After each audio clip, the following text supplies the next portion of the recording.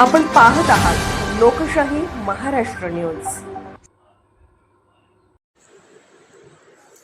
येथील एका कुटुंबातील नवऱ्या मुलाशी ठरलेलं लग्न, झालेला साखरपुडा, काढलेला लग्न जत्था, नवरा नवरीला लागलेली हळद आणि लग्न मंडपात बोहल्यावर चढतानाच नवरी मुलीने लग्नास दिलेला नकार हा खळबळजनक प्रकार आज मुरगुडमध्ये घडलाय।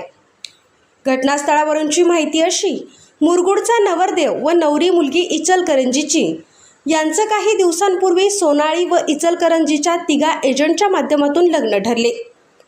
नवऱ्या मुलाच्या घरी गेले 3 दिवस दारात लग्नाचा मंडप उभारण्यात आला। त्यांनी रीतरिवाजानुसार वालंग घातला। नवऱ्या मुलाला घुगुळही ढोलताशात काढला। हळद रंगली आणि आज रविवारी दुपारी 12:15 मुहूर्तावर अक्षता पडणार एवढ्यात लग्न मंडपात पै पाहुणे मंडळी, आप्तेष्ट नातेवाईक हजर झाले। पंगत बसण्याची व्यवस्थाही झाली। नवरा मुलगा बोहल्यावर चढला, पण नवरी मुलगी कोठे आहे?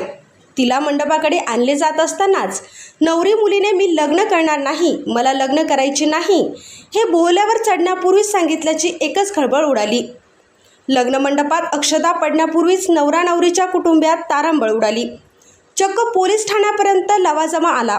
पोलिसांनी नवरी मुलगी बरोबरच तिच्या आईवडिलांसह तिघा एजंटला चौकशीसाठी ताब्यात घेतले आहे।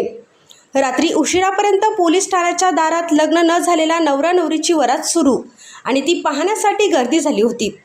या लग्नाच्या कहाणीची मुरगुड व परिसरात जोरदार चर्चा सुरू आहे। सर्जेराव भाट, मुरगुड प्रतिनिधी।